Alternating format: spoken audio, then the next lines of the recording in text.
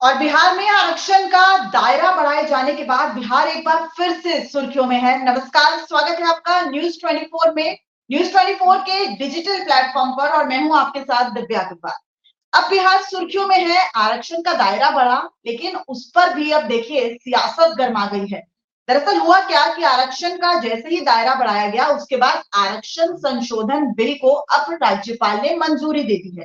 यानी कि अब उसे प्रभावी तरीके से लागू कर दिया जाएगा राज्य में। अब लेकिन बीजेपी ने क्या किया, बीजेपी अब क्रेडिट लेने की होड़ में जुट गई है।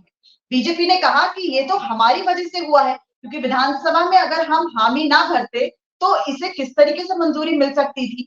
तो इसी पर आज पूरी चर्चा को केंद्रित रखेंगे, और एक बड़ी टीम राजनीतिक मेहमानों की हमारे साथ जुड़ेगी, और साथ ही साथ हमारे वरिष्ठ सहयोगी सौरभ कुमार भी हमारे साथ जुड़ेंगे। मैं एक बार अपने राजनीतिक मेहमानों का आप सभी से परिचय करा दूं। आज हमारे साथ आरजेडी के प्रवक्ता एजाज अहमद हैं, साथ ही साथ जेडीयू के प्रवक्ता हिमराज राम हैं, बीजेपी से प्रवक्ता नीरज कुमार हमारे साथ जुड़ेंगे, आरएलजेडी के प्रवक्ता राम पुकार सिन्हा जी हमारे साथ जुड़ेंगे, और राजनीतिक विश्लेषक हमारे साथ अजीत नाहर जी जुड़ेंगे। आप सभी का बहुत बहुत स्वागत न्यूज 24 के डिजिटल प्लेटफॉर्म पर। और हर बार की तरह आज भी मैं अपनी चर्चा को अपने वरिष्ठ सहयोगी सौरभ कुमार के साथ ही शुरू करना चाहूंगी। सौरभ, अभी तक तो बीजेपी ये कहती नजर आ रही थी कि आरक्षण जाति गणना का कि क्या होगा, जाति गणना से क्या मिलेगा, लेकिन देखिए जाति गणना हुई, उसके बाद आंकड़े सार्वजनिक हो गए, लेकिन अब क्रेडिट लेने की होड़ भी मच गई है। कैसे देखते हैं आप इसे? जी बिल्कुल दिव्या, सबसे बड़ी बात है कि अगर आप शुरू से ही अगर आप देखें तो बीजेपी लगातार कह रही थी कि बिहार में जाति आधारित गणना संभव ही नहीं है, हो ही नहीं सकती है, सरकार करवा ही नहीं सकती है। लेकिन बिहार में जाति आधारित गणना हुई। उसके बाद बीजेपी ने ये कहा कि इसके आंकड़े सरकार कभी भी जारी नहीं करेगी। केवल उन्होंने, यानी सरकार ने केवल 500 करोड़ रुपया जो है वो बर्बाद किया है, आंकड़े कभी जारी नहीं की जाएगी। आंकड़े भी जारी हुए और उसके बाद बीजेपी ने ये कहना शुरू किया कि केवल पैसे बर्बाद होने के लिए इसने जाति आधारित गणना करवाया सरकार ने और आंकड़े को जारी कर दिया, जो कि फर्जी है। लेकिन ये इससे अति पिछड़ा पिछड़ा या जो भी समाज के निचले दर्जे के लोग हैं उनको कभी कोई फायदा नहीं मिलने वाला।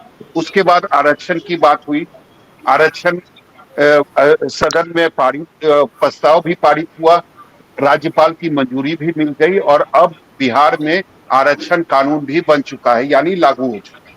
तो निश्चित रूप से पूरे मुद्दे को अगर आप देखेंगे तो कहीं ना कहीं इस पूरे मुद्दे पर बीजेपी जो है वह बैकफुट पर है और सरकार से 2 कदम पीछे चल रही है। सरकार आगे आगे चल रही है, नीतीश कुमार आगे आगे चल रही है और बीजेपी पीछे पीछे चल रही है। अब नीतीश कुमार ने क्या किया है, 4 कदम आगे बढ़कर उन्होंने केंद्र सरकार से अनुरोध किया है कि ये जो बिहार आरक्षण है इसको संविधान के 9वीं सूची में शामिल कर लिया जाए।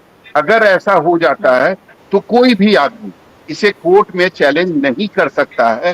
हो सकता है कारण नीतीश कुमार को ये डर है या महागठबंधन की सरकार को ये डर है कि अगर कल कोई सुप्रीम कोर्ट चला गया तो इसमें बाधा आ सकती है।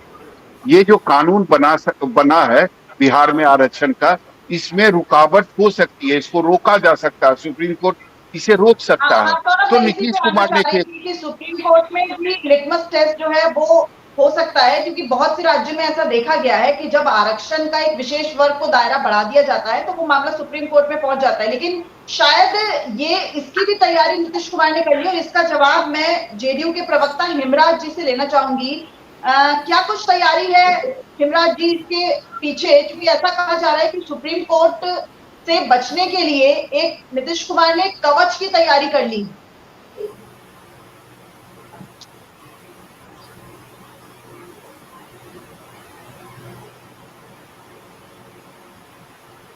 हिमराज जी, हिमराज जी, आप तक मेरी आवाज पहुंच पा रही है? हिमराज जी, आप तक मेरी आवाज पहुंच पा रही है? आप मुझे सुन पा रहे हैं हिमराज जी?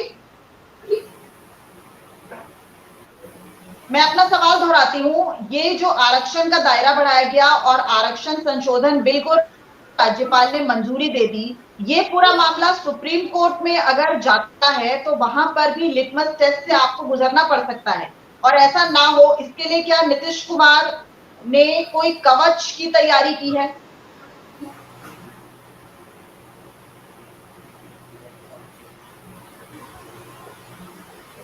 लगता है हेमराज राम जी को आवाज नहीं सुनाई पड़ रहा है। चलिए ठीक है, मैं आरजेडी का रुख करती हूँ। एजाज अहमद जी हमारे साथ जुड़े हुए हैं। एजाज जी, सुप्रीम कोर्ट मामला ना पहुंचे, क्योंकि अगर वहां पे मामला पहुंचता है तो वहां पे लिटमस टेस्ट देना बहुत ज्यादा चुनौतीपूर्ण हो जाएगा। तो उससे बचने के लिए आप कोई कवच की तैयारी कर रहे हैं क्या? ऐसी खबरें सामने आ रही हैं। देखिए दिव्या जी, कवच का मामला नहीं है। मामला यहाँ पर है हक और अधिकार देने का। और जब हम हक और अधिकार दे रहे हैं, जब हम सबके साथ न्याय कर रहे हैं, तो स्पष्ट रूप से जो भी वर्ग है उनको संतुष्टि है।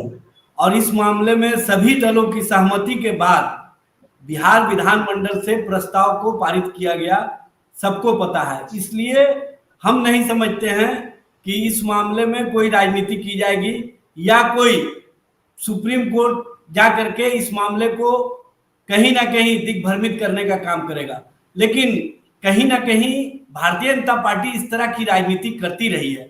और सबको पता है कि जब जातीय गणना के मामले में सभी दलों की सर्वानुमति के बाद बिहार में जातीय गणना की शुरुआत की गई, लेकिन भारतीय जनता पार्टी ने पिछले दरवाजे से अपने लोगों को कोर्ट भेजने का काम किया। और किस तरह से जब इस मामले को माननीय पटना उच्च न्यायालय के द्वारा स्टे दिया गया, भारतीय जनता पार्टी के कार्यालयों में मिठाइयां बटी, भारतीय जनता पार्टी के कार्यकर्ताओं नेताओं ने खुशियां मनाई। ये स्पष्ट रूप से दोहरी राजनीति का जो प्रमाण है, ये भारतीय जनता पार्टी करती रही है, ये बताने की आवश्यकता नहीं है। उसी तरह से जब मामला माननीय सर्वोच्च न्यायालय में गया जातीय गणना का, तो अटॉर्नी जनरल तुषार मेहता जी के माध्यम से किस तरह से सुबह में कुछ एफिडेविट, शाम में कुछ एफिडेविट, सुबह में कहा गया कि राज्य नहीं करा सकती है, शाम में कहा गया कि राज्य चाहे तो करा सकती है। दोहरी राजनीति और दोहरी सोच जो भारतीय जनता पार्टी की रही है, उससे डर लगता है। इसीलिए कैबिनेट के स्तर से हमने प्रस्ताव पारित करके केंद्र सरकार को भेजा है कि जो बिहार में 75% आरक्षण की व्यवस्था की गई है, उसको 9वीं अनुसूचित 9 शेड्यूल में शामिल किया जाए, जिससे कि जिन वर्गों को हम लाभ देना चाहते हैं, जिनको हम फायदा पहुंचाना चाहते हैं, जिनके हक और अधिकार के लिए हमने जातीय गणना कराया था, जो आंकड़े उपलब्ध कराए थे, उस आंकड़ों का फायदा मिल सके। इसलिए हम समझते हैं कि जो अनुसूची 9वीं अनुसूची में मामले को शामिल करने के लिए केंद्र सरकार के पास भेजा गया है, केंद्र सरकार इस मामले में आनाकानी नहीं करेगी, क्योंकि इस मामले पर सभी दलों की सर्वानुमति के बाद और सभी दलों की सहमति के बाद बिहार विधानमंडल ने प्रस्ताव पारित करके 75% आरक्षण की व्यवस्था की है। अब केंद्र सरकार, क्योंकि भारतीय जनता पार्टी के लोग कहा करते थे कि 75 क्या, उससे आगे भी बढ़ाया जाए तो हम लोग सहमत हैं और हम लोग साथ देने के लिए तैयार हैं। अब भारतीय जनता पार्टी के पास उनके गेंद में पाले हैं, अब वो किस तरह से किस माहौल में इसको अपने अनुसार ढालना चाहते हैं, या कहीं ना कहीं जो हम पिछड़े वर्गों, अति पिछड़े वर्गों, जो अनुसूचित जाति, जो अनुसूचित जनजाति और जो कमेरे वर्ग के लोग हैं, उनको हक और अधिकार देने के लिए जो 10% ईडब्ल्यूएस वाले को भी शामिल किए हैं, सभी के साथ हमने जो न्याय किया है, उस न्याय में केंद्र सरकार हमारे साथ खड़ी होती है कि नहीं, ये अब उनको कर लेती हूँ। बीजेपी के प्रवक्ता नीरज जी, बिहार में क्या हो रहा है? बीजेपी, मेरे जो सहयोगी भी कह रहे थे कि कई कदम पीछे कैसे हो गई है। तमाम राज्यों में तो दूसरी राजनीतिक पार्टियां आपको फॉलो करती हैं, लेकिन बीजेपी का दांव बिहार में क्यों नहीं चल पा रहा है? पहले तो आप लोग विरोध करते रहे, लेकिन जैसे ही देखिए जब मंजूरी राज्यपाल की मिल गई तो आप कह रहे हैं कि ये तो बहुत जरूरी।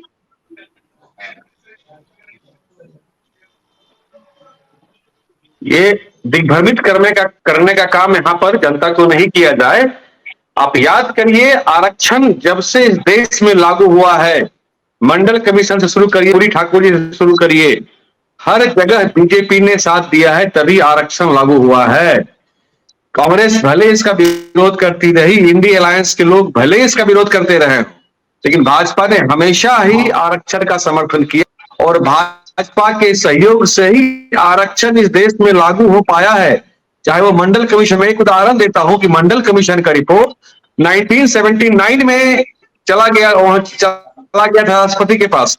कांग्रेस ने इसको 11 साल तक, इंडी अलायंस के लोग यहां बैठे हैं, दबा के रखा। जब 90 में बीपी सिंह की सरकार भाजपा के समर्थन से बनी, करता हूं कि जब बीपी सिंह की सरकार भाजपा के समर्थन से बनी, तब भाजपा के समर्थन से पूरे देश में आरक्षण नीति लागू हुई। आरजेडी या जदयू तो पूरे देश में कहीं है भी नहीं।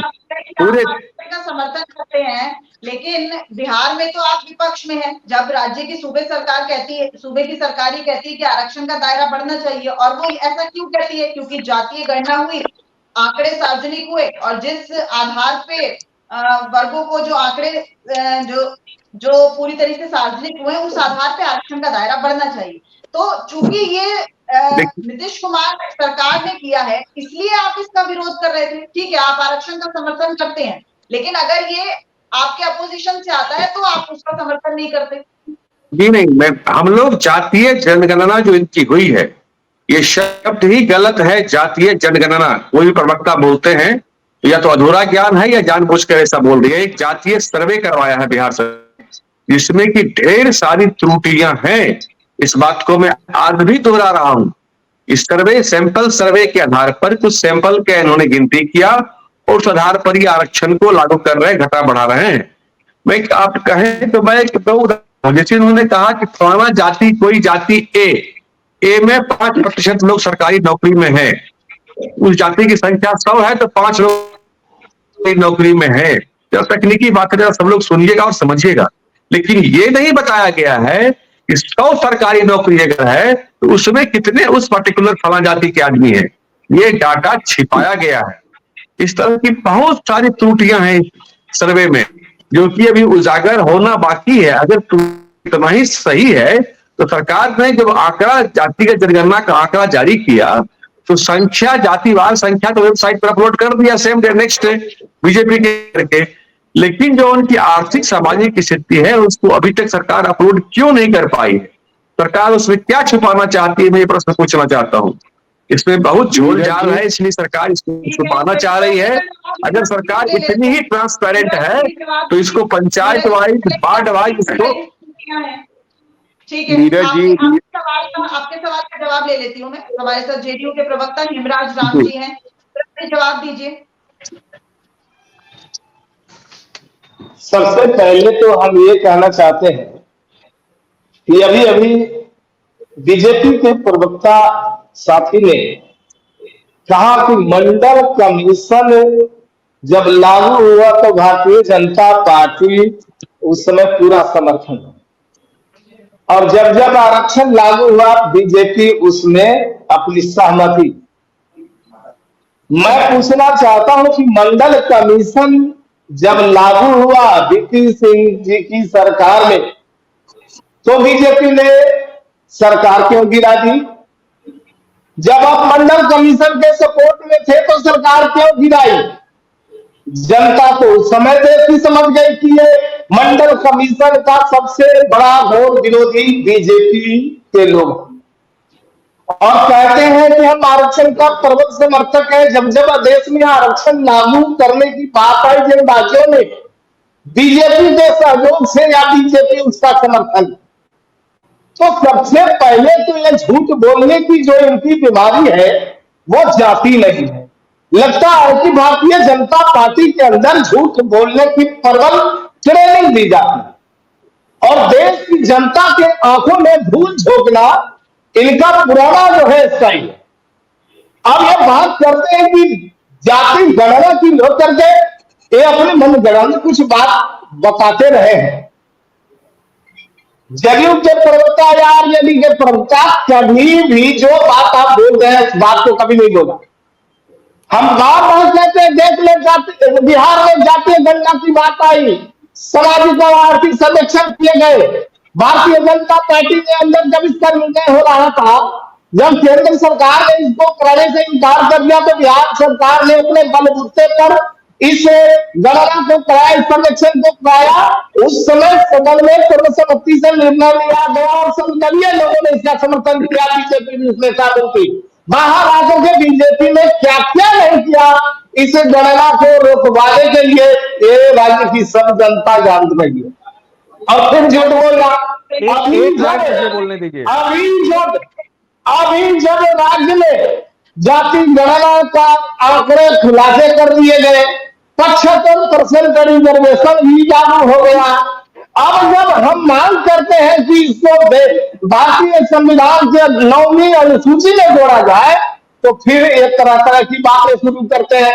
जब भी सरकार अच्छा काम की है, काम जब होती है, जब हम काम की बात करते हैं कोई विरोध करते हैं, जब हम काम में सफल हो जाते हैं कभी कहते हैं कि हम भी इसमें समर्थन करते हैं।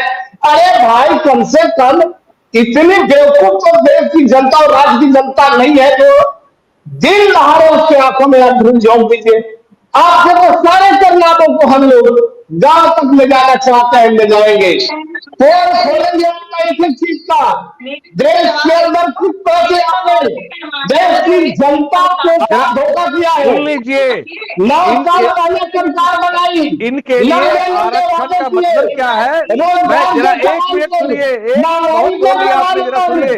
किसानों के मुद्दों पर, महिलाओं के मुद्दों पर, एक मुद्दों पर मैं जवाब देता हूँ, जरा सुन तो लीजिए। आपने पूरा नहीं किया, जरा सुन तो लीजिए। आरक्षण का मतलब इनके लिए क्या है, मैं प्रूफ के साथ बताना चाहता हूँ। जरा सब्र करिए भाई साहब। हेमराज जी, अरे जरा सब्र करिए ना, क्यों लय में बढ़े जा रहे हैं बेसुर ताल का? अरे बिना सुर ताल का क्यों बढ़े जा रहे हैं? जरा सब्र करिए, सब्र करिए और जरा सुनिए। ये देखिए लल्लू यादव क्या बोल रहे हैं, जरा सुनिए। आरक्षण का मतलब क्या है इसके लिए, जरा सुनिए, जरा सुनिए। इनके लिए आरक्षण का मतलब क्या है, जरा सुनिए, सुनिए क्या मतलब है इनके लिए आरक्षण का, जरा सुनिए। आरक्षण का क्या मतलब है इनके लिए, जरा सुनिए। लालू यादव बता रहे हैं आरक्षण का मतलब, जरा सुनिए। ये बेकार की बात यहाँ बैठ के मत करिए। अब आप जवाब दीजिए, आप जवाब दीजिए रोजगार के सवाल पर, आप जवाब दीजिए महंगाई के सवाल पर, बोले जा रहे हैं जितना रट के आया है सब बात आपने बोल दिया। अब जवाब आप बताइए ना, आप बताइए ना जवाब के सवाल पर आपकी बोलती बंद क्यों, महंगाई के सवाल पर आपकी बोलती बंद क्यों? हेमराज जी, आप लोग क्या पहला आरक्षण बिल तो भाजपा ने लाया, आपके सांसद ने तो उसको फाड़ा था। देश की जनता जानती है, जब आरक्षण की बात हुई है, होने देना नहीं चाहते हैं, कोई मुद्दा है नहीं, विषय है नहीं, तो डिबेट को खराब करें, डिस्टर्ब करें। और बहुत बढ़िया जनता के सामने भी एक आंकन झूठ बोलना कम से कम बोलते हैं।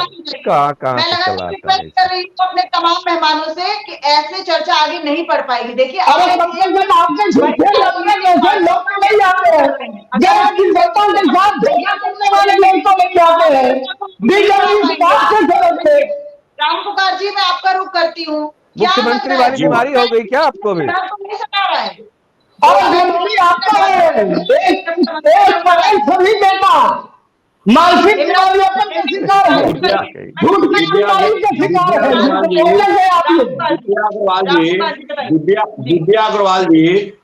दिव्या अग्रवाल जी, सबसे पहले मैं न्यूज 24 बिहार झारखंड के चैनल पर मैं सभी प्रवक्ताओं से, सभी दल के प्रवक्ताओं से मैं निवेदन करना चाहता हूं कि जो विषय हो उस विषय पर ही बात होनी चाहिए। हमारे वरिष्ठ पत्रकार बड़े भाई सौरभ कुमार जी बैठे हुए हैं। आज का मुद्दा क्या है, सभी प्रवक्ताओं के पास आपके चैनल से मुद्दा गया हुआ है, और मुद्दा पर चाहे सरकार के लोग हो, बिहार सरकार के लोग हो, हमारे एजाज भाई हो या हमारे हेमराज भाई हो, या ऑपोजिशन में मैं हूं या नीरज कुमार जी हैं बीजेपी के प्रवक्ता, ये लोग इस पर बहस होनी चाहिए। मैं ये कहना चाहता हूं, आज जो मुद्दा था बिहार, अपनी बात रखिए, आज अपनी बात आज, हाँ दिव्या जी, मैं वही बात पर आ रहा हूं। आज जो मुद्दा था कि बिहार सरकार ने कितने कितने % किस समाज को आरक्षण दिया और उसका इम्प्लीमेंट कहां तक। मुद्दा ये है कि आरक्षण का दायरा बढ़ गया है, अब बिल को मंजूरी भी राज्यपाल ने दे दी है, लेकिन अब क्रेडिट लेने की होड़ मच गई है। तो मेरा सवाल आपसे ये है कि अब वोट बैंक खिसकने का खतरा तो नहीं सता रहा है, इसी वजह से अब आरक्षण का जो दायरा बढ़ गया है उसको सपोर्ट करा जा रहा है। दिव्या जी, अगर बिहार में आरक्षण लागू हुआ है तो उसमें सत्ता पक्ष से कहीं ज्यादा ऑपोजिशन में बैठने वाले लोगों की सहमति है, चाहे भारतीय जनता पार्टी के माननीय विधायकगण हो या माननीय जीतनराम मांझी जी की पार्टी के विधायकगण हो या लोक जनशक्ति पार्टी के विधायकगण हो या राष्ट्रीय लोक जनशक्ति पार्टी के विधायकगण हो। देखिए, सभी लोगों की सहमति है, हमारी पार्टी का भी कोई माननीय सदन में नहीं है। लेकिन मैं आज भी कहना चाहता हूं कि सत्ता पक्ष के जो लोग आज कांग्रेस हो, राजद हो, जदयू हो, भारतीय कम्युनिस्ट पार्टी के लोग हो, मार्क्सवादी कम्युनिस्ट पार्टी के लोग हो, भाकपा माले के लोग हो, ये तमाम लोग या ओवैसी साहब की पार्टी के माननीय जो विधायक है वो लोग हो, ये लोग अगर अपने आप को फिर थपथपा रहे हैं तो उससे कहीं ज्यादा ये आरक्षण लागू करवाने में और शहर समर्थन करने में राष्ट्रीय जनतांत्रिक गठबंधन एनडीए गठबंधन के लोगों का भी बहुत बड़ा समर्थन है। और इसका प्रत्यक्ष प्रमाण दिखा है कि महामहिम राज्यपाल महोदय ने हर स्वीकृति करते हुए अनुमोदन कर दिया।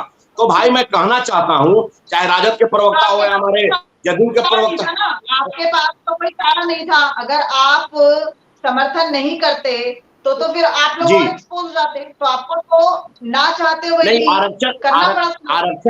आरक्षण के पक्ष में हमारी पार्टी और एनडीए गठबंधन के तमाम लोग आरक्षण के समर्थन में हैं। आरक्षण हर हाल में लागू होना चाहिए और जो पूरे बिहार में 22% दलित समाज में, 43% ओबीसी समाज में, 10% स्वर्ण समाज में जो 75% आरक्षण मिला है उसको अविलंब सरकारी नौकरियों में लागू होनी चाहिए और इसे इम्प्लीमेंट होना चाहिए। हम लोग भी मांग करते हैं। और जहां तक सरकारी स्तर पर जो गणना हुआ, जातीय गणना और जातीय गणना में जो आर्थिक गणना हुआ है, आर्थिक गणना में कितनी विसंगतियां है, साथ एक छोटा सा मैं एग्जाम्पल देना चाहता हूं कि 95% लोगों के पास दुपहिया वाहन नहीं है।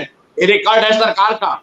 आप जरा मान सकते हैं इस बात को कि पूरे बिहार में 95% लोगों के पास दुपहिया वाहन नहीं है। यही आर्थिक सर्वे हुआ है और कौन सर्वे किए हैं ये तो अब जांच का विषय बनता है। लेकिन मैं आरक्षण के मुद्दा पर ये कहना चाहता हूं कि अगर आरक्षण जातीय गणना के बाद आरक्षण लागू हुआ है तो बिहार में अविलंब सभी जाति धर्म संप्रदाय के लोगों के बीच आरक्षण लागू होकर सरकारी नौकरियों में तकनीक। आप लोग तो जाति सर्वे को मान ही नहीं रहे थे, कह रहे थे कि इससे क्या होगा। अब जाति सर्वे भी हो गया।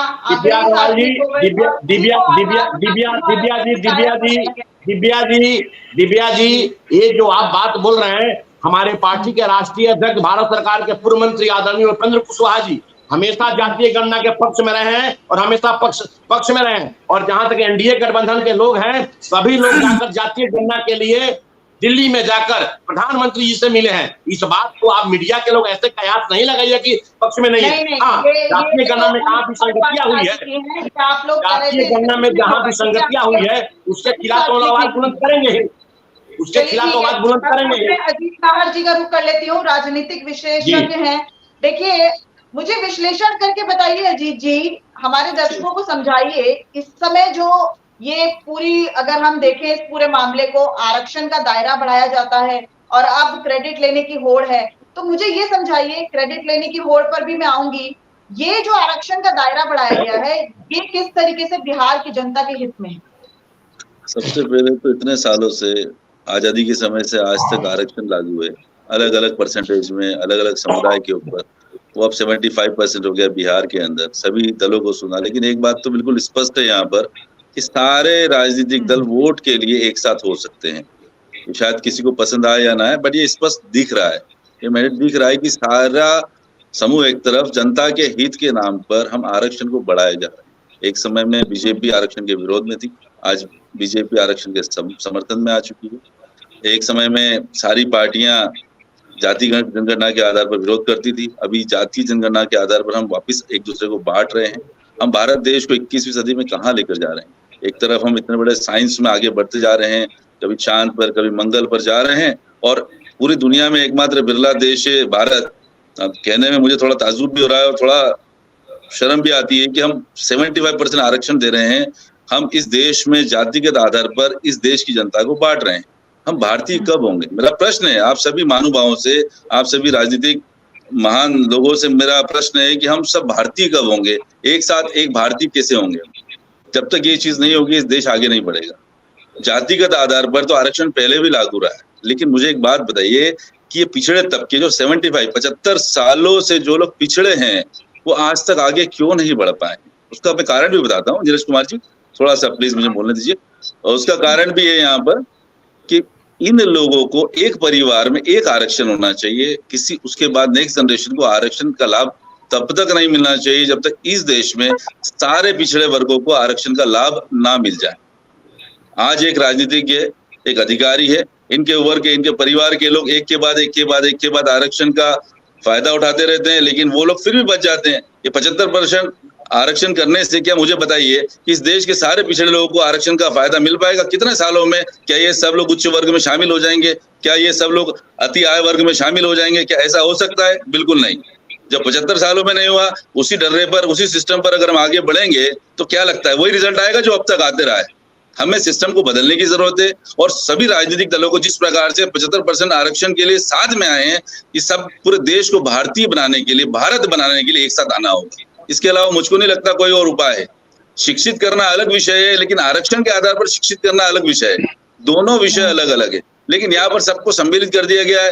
पिछले 2, 3, 4, 5 सालों में देखा गया है कि सारी पार्टियां रेवड़ियां बांट रही है, कोई आरक्षण के नाम पर, कोई धर्म के नाम पर, कोई अलग अलग स्टेट्स के अंदर में कोई बिजली फ्री दे रहा है, कोई क्या फ्री दे रहा है। इस देश के अंदर में एक सिस्टम डेवलप हो रहा था, लेकिन वापिस हम टुकड़े में बट रहे हैं। ये हम सब एक ही, हम सब भारतीय यहाँ पर, कोई अलग तो है नहीं। तो आरक्षण का फायदा ही पूरे देश को मिलना चाहिए, जो कि मिल नहीं रहा है। मुझे एक बात बताइए, एक जनरल या सामान्य वर्ग का बच्चा 100 में से 99% लेकर के आता है, आप सबसे प्रश्न है, और एक आरक्षित वर्ग का 100 में से 1% लाता है, लेकिन उसको सारे लाभ मिल जाते हैं जो कि उसके परिवार को पूर्व में मिलते गए हैं। तो मुझे बताइए, क्या ये हम अन्याय नहीं कर रहे? न्याय की बात कर रहे हैं ना, तो अन्याय भी तो हो रहा है कहीं ना कहीं। तो अन्याय के खिलाफ न्याय है यहाँ पर। अगर सबके साथ न्याय करना है तो सबको साथ लेके चलना पड़ेगा। तो मेरा एनालिसिस ये है कि यहाँ सब बट रहा है और सब लूटपाट चालू है, ये तुरंत बंद होनी चाहिए। मेरा तो यही समर्थन है कि जिसको भी आगे आना आइए, और मैं ये चाहता हूँ कि पूरे देश के अंदर उन्हें समर्थन दे, उन राजनीतिक दलों को समर्थन दे जो आरक्षण के खिलाफ बात करते हैं। बात आपने की, और अब मैं मुद्दे पे आती हूँ कि जिस तरीके से क्रेडिट लेने की होड़, पहले तो कहा जा रहा था कि आरक्षण का बहुत ज्यादा खुलकर समर्थन नहीं किया जा रहा था, लेकिन जैसे ही ये बिल बना, मंजूरी मिली, और अब लग रहा है कि राज्य में पूरी तरह से लागू होगा, तो अब पार्टियां इसकी क्रेडिट लेने की होड़ है। तो आपको क्या लग रहा है कि कहीं ना कहीं वोट बैंक की चिंता भी सताने लगी है ना? बिल्कुल सही बात है, वोट बैंक की चिंता ही है, इसके अलावा तो कुछ ज्यादा विशेष दिख नहीं रहा है। आगामी चुनाव है, अब स्टेट के चुनाव चालू हैं, आगे और भी नेक्स्ट ईयर लोकसभा के चुनाव है, और भी स्टेट्स के चुनाव है। तो ये तो निश्चित रूप से राजनीतिक लाभ लेना चाहिए, और लिया भी जाता है, मगर वो कितना लिया जाना चाहिए ये भी खुद पार्टी को खुद डिसाइड करना होगा। ऐसा नहीं कि आप राजनीतिक लाभ लेने के लिए आप पूरे देश को गर्त में धकेल दें, ऐसा तो नहीं संभव है ना। हम सबको इस देश को उठाना पड़ेगा। एक व्यक्ति, एक पार्टी की बात तो है नहीं, पूरे देश की बात है। आज बिहार में 75% या 75% लागू हुआ है, कल महाराष्ट्र की बात होगी, कल उड़ीसा की बात होगी, कल दूसरी तमाम स्टेट्स इसी पैटर्न पर आगे बढ़ेगी। तो बताइए हम कहाँ जाएंगे? मुझे बताइए, जो 25% आपने छोड़ा है देश, वो उसका क्या होगा? तो ये मेरा प्रश्न भी है आप लोगों को। मैं सोचता हूँ कि चिंतन भी करना चाहिए इस बात के ऊपर में। सिर्फ राजनीतिक लाभ लेने के लिए हमें ये सब नहीं करना चाहिए। नीरज जी मैं आती हूँ। अच्छा चलिए बताइए, नीरज जी बताइए क्या कहना चाह रहे हैं? जी, मैं कहना चाह रहा हूं कि इन्होंने अभी जो बात की कि आरक्षण का बिल्कुल 100% समर्थन भाजपा करती है। आरक्षण होना चाहिए, मैं बड़ी जिम्मेदारी से और बड़ा जोर देकर कहता हूं। और बिहार में तो भाजपा यह मांग कर रही है कि 75% की जगह आप 80% आरक्षण करें। लेकिन मीडिया के लोग और विपक्षी जो यहाँ पे सत्ताधारी दल के लोग बैठे हैं, वह इस बात को जान ले कि मेरा विरोध किन बातों पर है। मेरा विरोध आरक्षण को लेके नहीं है। आरक्षण तो हम लोग मांग कर रहे हैं कि 5% का और बढ़ाइए। विरोध मेरा उसके इम्प्लीमेंटेशन पार्ट से है कि लालू और नीतीश जी 33 सालों से मुख्यमंत्री बने हुए हैं, यही दो परिवार। उसके बाद भी ओबीसी को सरकारी नौकरी में मात्र 0.98% की ही हिस्सेदारी मिली है। कि आरक्षण को ये लोग बीच में कुछ परिवार ही खा जा रहे हैं। ये नहीं होना चाहिए, इस बात पर भाजपा का विरोध है। और इसलिए हम लोग कहते हैं कि आरक्षण का लाभ, जो भाजपा का मूल सिद्धांत है अंत्योदय, अंतिम पंक्ति में खड़े व्यक्ति तक जो इसका सच मायने में लाभ का हकदार है, उसको यह लाभ मिले। लेकिन ये लालू परिवार के लोग के लिए आरक्षण का मतलब सिर्फ उनका परिवार होता है, ये उसे अपने परिवार तक ही, रिश्तेदारों तक ही सीमित करके रख लेते हैं बहुत हद तक। ठीक है, ठीक है, ठीक है, आपके इस सवाल का जवाब भी मैं ले लेती हूँ। एजाज जी, एक बार मैं आपके पास आना चाहूंगी। देखिए, राम पुकार जी ने एक बात कही कि विधानसभा में अपोजिशन ने भी इस प्रस्ताव का पूरी तरीके से समर्थन किया। तो आप ये बात तो मानेंगे ना कि अपोजिशन अगर समर्थन नहीं करता तो, या आपको लगता है कि अपोजिशन के समर्थन की कोई जरूरत नहीं थी? आपका तो संख्या बल वैसे ही मजबूत है, अगर वो नहीं भी समर्थन करता तब भी प्रस्ताव को मंजूरी मिल जाती, या इस बात को मानिए? दिव्या जी, अपोजिशन समर्थन का मामला नहीं है। मामला यहाँ पर है, हम जिसको सम्मान देना चाहते हैं, जिनको हक और अधिकार देना चाहते हैं, उसके प्रति इनकी क्या सोच है। जब हम जातिगत वो बात भी ठीक है, लेकिन पहले इसका जवाब दीजिए कि जब विधानसभा में प्रस्ताव आया तो अपोजिशन ने समर्थन तो किया। एक सेकंड में ही सब जवाब हो जाएगा। सबसे बड़ी बात यह है कि भारतीय जनता पार्टी हो या उनके एलायंस के लोग हो, एक बात का अभी घोषणा कर दे कि 9वीं अनुसूची में शामिल करने के लिए केंद्र सरकार तैयार है कि नहीं, भारतीय जनता पार्टी तैयार है कि नहीं। सबसे बड़ी बात यह है, अगर आप सही माने में पिछड़ों के प्रति, अति पिछड़ों के प्रति, समाज के वंचित वर्ग के प्रति, जो ओबीसी हैं, जो ईबीसी हैं, जो अनुसूचित जाति है, जो अनुसूचित जनजाति है, और जो ईडब्ल्यूएस के लोग हैं, उनको जो 75% आरक्षण की व्यवस्था दी गई है, उसको आप 9वीं अनुसूची में शामिल करना चाहते हैं कि नहीं चाहते हैं, ये भारतीय जनता पार्टी के नेता को यहाँ पर जवाब देना चाहिए। अगर वो इस मामले में सही में ईमानदार हैं तो सिर्फ राजनीतिक रूप से बातें कह देना, जुमलाबाजी कर देना या लच्छेदार बात कह के निकल जाना, ये कहीं से भी न्याय नहीं होगा। न्याय तब होगा जब आप बिहार के कैबिनेट के द्वारा जो प्रस्ताव भेजा गया केंद्र सरकार को, उसको शामिल करने के लिए केंद्र सरकार सहमत है कि नहीं, भारतीय जनता पार्टी सहमत है कि नहीं, इसका जवाब दे दे। अच्छा, ठीक है।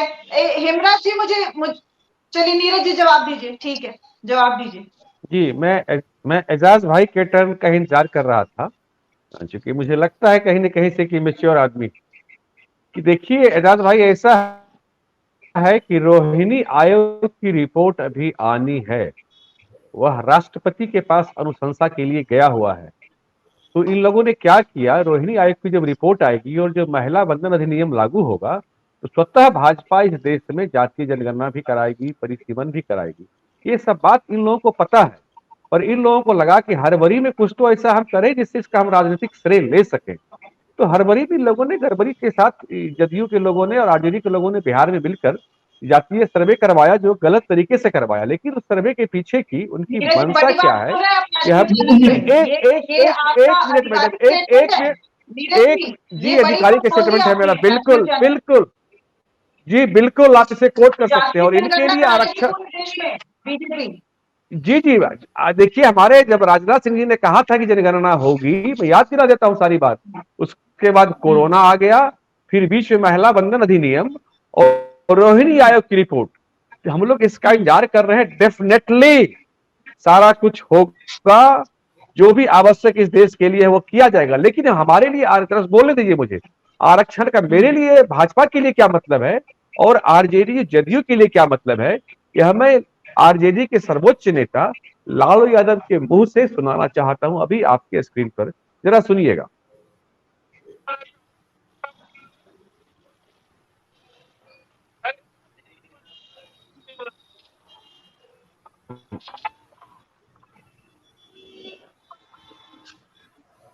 आवाज सुनाई दी आप लोगों को? कोई आवाज नहीं आ रही है। बेहतर होगा कि लालू प्रसाद यादव का जो बयान है ना, वो आप बता दीजिए। आपके आवाज ऐसे नहीं पहुंच पा रही है नीरज जी। इन्होंने कहा है, अच्छा हो सकता है। सुनिए सुनिए सुनिए सुनिए, एक सेकेंड तो एजाज आप जी, स्पष्ट कीजिए ना कि हम दो, हमारे दो की जो राजनीति आप कर रहे हैं, दो बेचने वाले और दो खरीदने वाले, इन्होंने कहा, आप एजाज जी समझ गए इसलिए बोलने नहीं दे रहे हैं। अब सुन लीजिए, लालू यादव ने कहा है कि जब तबला बजेगा धीन धीन तो एक पे बैठेगा तीन तीन, और उनकी अगली पंक्ति थी ये बैकवर्ड फॉरवर्ड की लड़ाई है। तो आरक्षण के लिए इनका मतलब इतना ही है कि बैकवर्ड फॉरवर्ड की लड़ाई लगाओ, लेकिन भाजपा का आरक्षण के लिए मतलब है कि अंत्योदय। भाजपा की आरक्षण का मतलब है कि हर तबके का सामान्य रूप से विकास, सर्वांगीण विकास, दोनों की मंशा में अंतर है, इसलिए इनको लगता है कि हम विरोध करते हैं। मैं इनके नेता का कई एक बयान इस तरह का सुना सकता हूँ, कम से कम 7 बयान तो कम से कम अभी मेरे इस मोबाइल में है। अब एजाज जी मुझे नहीं बोलने देंगे, अब जनता को नहीं सुनने देंगे, क्योंकि इनके नेता पासवान के विषय में क्या बोलते हैं, भूमिहार के विषय, बैकवर्ड फॉरवर्ड को लड़ाने के लिए ये लोग आरक्षण की बात करते हैं। अरे आपके नेता बोलते हैं भूरा बाल साफ करो, आपके नेता बोलते हैं जब तबला बजेगा धीन धीन एक पर बैठेगा तीन तीन, ये लड़ाई बैकवर्ड फॉरवर्ड की है, आपके नेता ये बोलते हैं।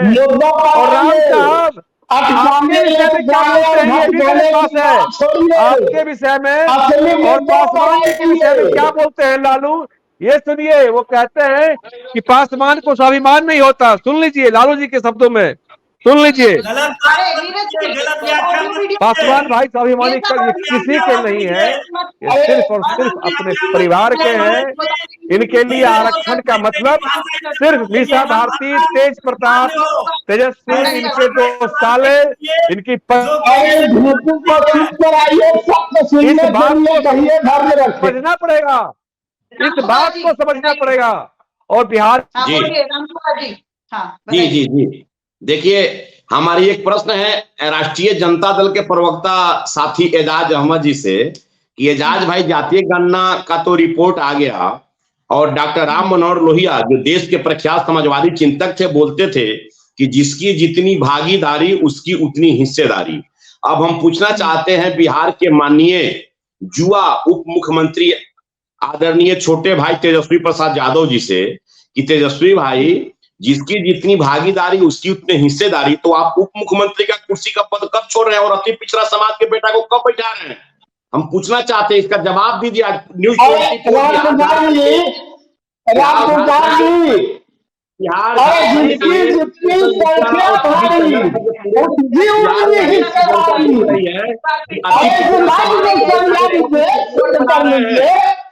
तेजस्वी प्रसाद यादव जी अति पिछड़ा समाज के बेटा को कब उप मुख्यमंत्री के कुर्सी पर बैठा रहे हैं?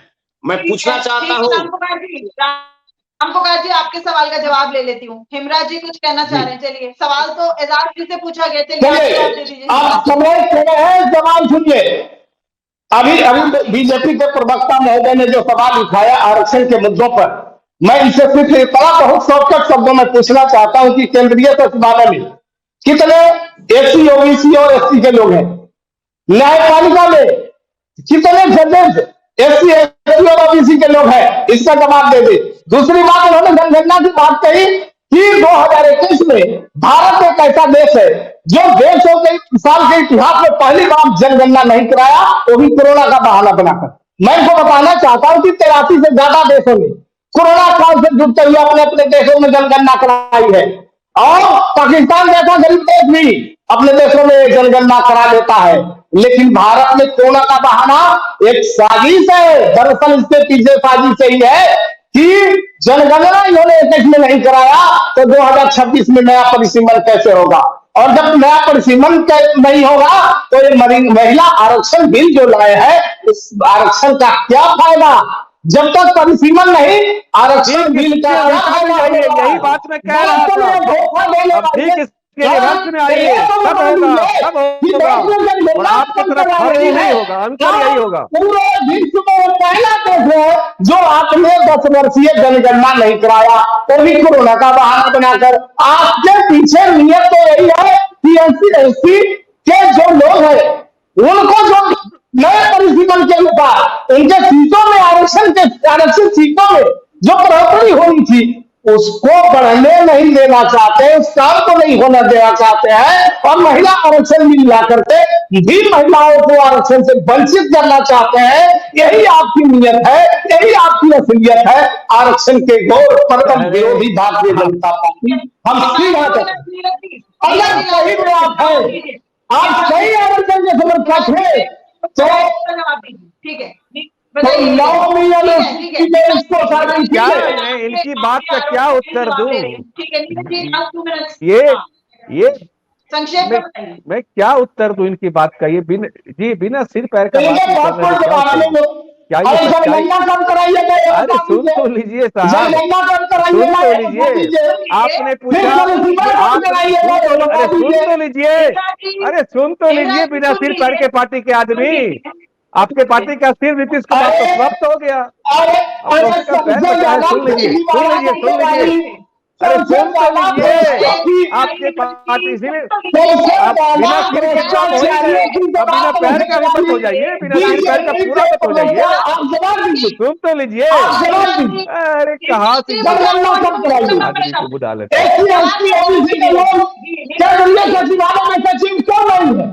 नीतीश कुमार।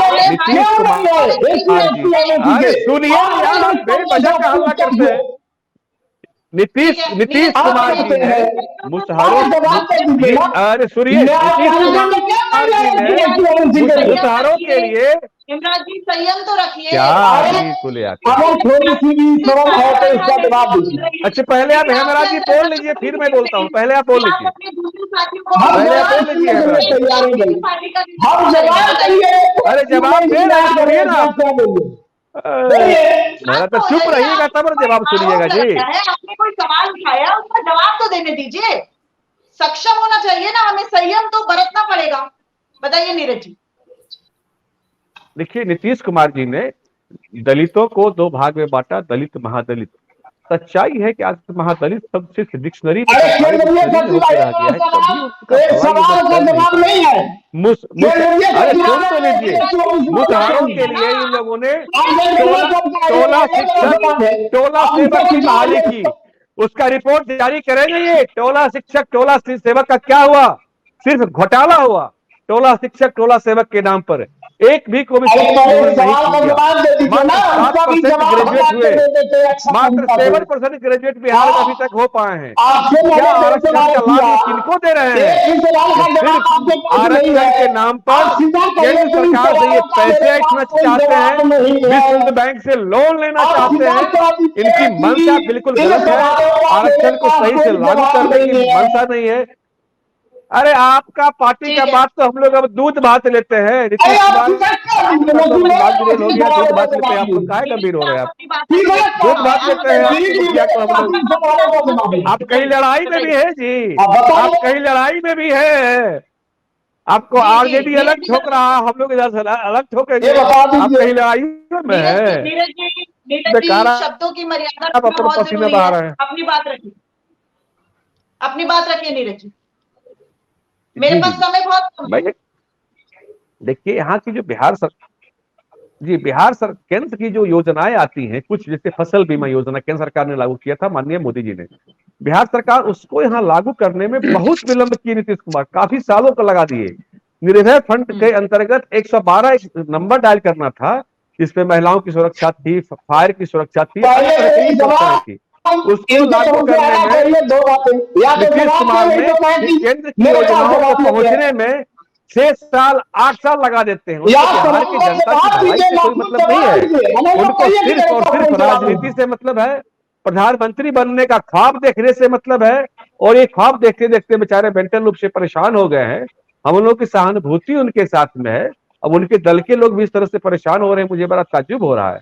अरे आरक्षण लागू हो बिहार में, पूरे देश में। अपने वरिष्ठ सहयोगी सौरभ कुमार का रुख करना चाहूंगी। देखिए, मेरे पास समय बहुत कम है। मैं अब एंड में हूँ बिल्कुल डिबेट के, और एंड में मैं कुछ बातें सौरभ आपसे जानना चाहूंगी। आपने पूरी डिबेट देखी, हालांकि आज कई जगह पर डिबेट में देखिए कुछ नेताओं ने अपना संयम खोया है। संयम रखना तो बहुत ज्यादा जरूरी है। अपने व्यवहार को हमें बदलना होगा कहीं ना कहीं। लेकिन सौरभ, आपने पूरी डिबेट देखी, क्रेडिट लेने की होड़ तो है, और इसके पीछे क्या मकसद लग रहा है? वोट बैंक ही सबसे बड़ा मकसद हो सकता है क्या?